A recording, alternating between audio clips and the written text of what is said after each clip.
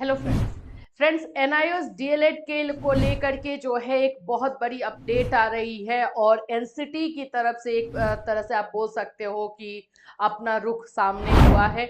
उसके बारे में जानेंगे क्या क्या चीजें हैं और किस तरह से जो है एनआईओएस डीएलएड को फिर से मान्यता दिलाई जा सकती है, इस पर भी बात करेंगे। सो फ्रेंड्स, चैनल पर पहली बार विजिट कर रहे हो तो चैनल को सब्सक्राइब कर लेना, बेल आइकन को हिट कर देना। यहाँ पर आपको एनआईओएस डीएलएड से रिलेटेड हर खबर जो है दी जाती है। सबसे पहले तो बात कर लेते हैं एनआईओएस डीएलएड में एनसीटी का रोल। जैसे हम सब जान रहे हैं कि बहुत इंपॉर्टेंट हो गया है और एनसीटी आगे क्या करने वाली है, ये एक जो है हर किसी के लिए सस्पेंस है। तो फाइनली एनसीटी की तरफ से एक बोल सकते हो कि इनका पर्सपेक्टिव जो है सामने आया है।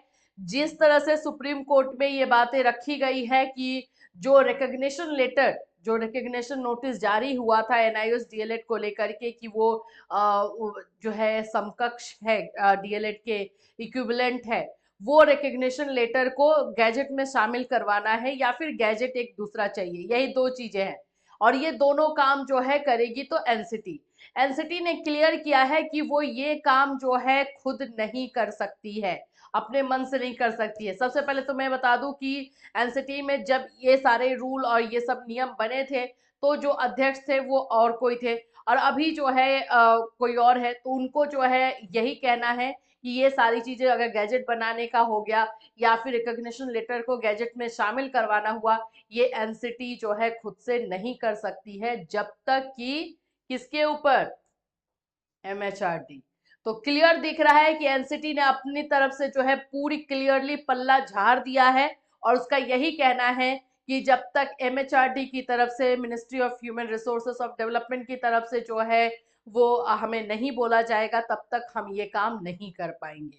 देखो, एनसीटी ने अभी तक सुप्रीम कोर्ट के फैसले को अपने साइड पर नहीं दिया है। इसका ये पूरा मतलब है कि एनसीटी है कंफ्यूजन में। उसे एक बोल सकते हो कि एक गाइडेंस या फिर एक ऑर्डर, जो भी बोलिए, उसकी जरूरत पड़ रही है। और वो क्लियरली बोल रही है कि जब हमें जो है ऊपर से एजुकेशन मिनिस्ट्री की तरफ से जो है ये बात बोली जाएगी कि हाँ, हमें एनआईएस डीएलएड के लिए गैजेट बनाना है या एनआईएस डीएलएड को जो है रिकॉग्निशन लेटर को गैजेट में शामिल करना है, तो ही हम करेंगे।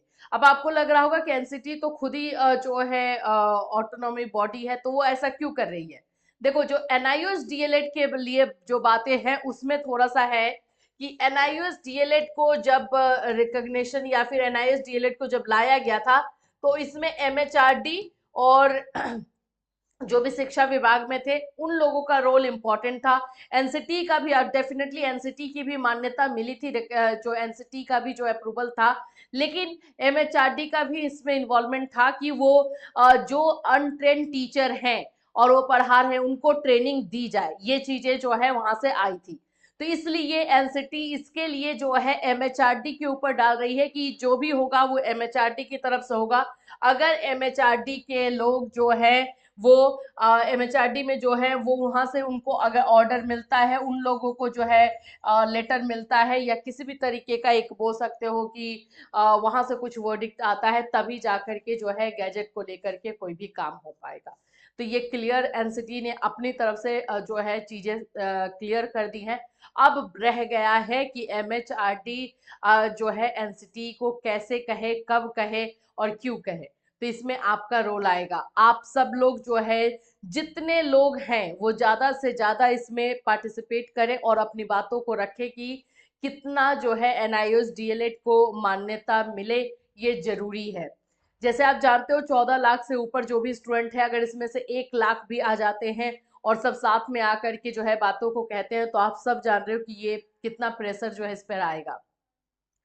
तो अब ये मामला एमएचआरडी की तरफ चला गया है। एमएचआरडी की तरफ से ही अगर कुछ भी होगा तो जाकर के आप एनआईएस डीएलएड को मान्यता मिल सकती है।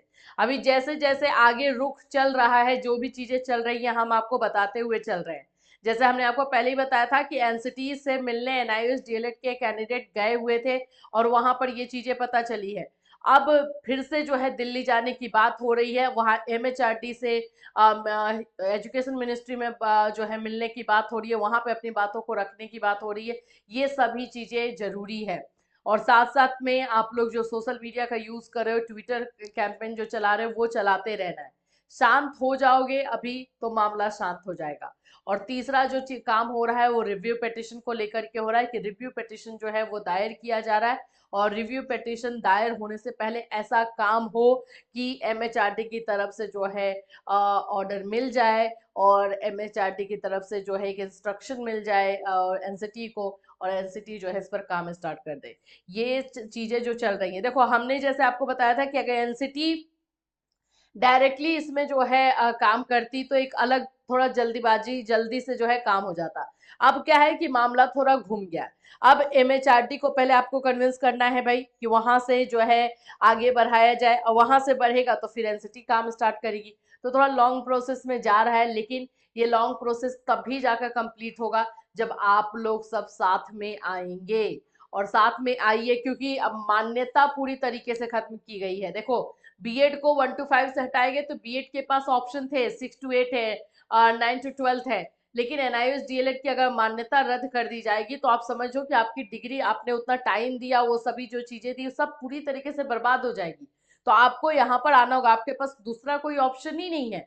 इसीलिए आपको एनी हाउ जो है सभी को साथ में खड़ा होना होगा, ताकि आप लोग जो है इसमें अपनी बातों को रखें और आपको इंसाफ मिल सके।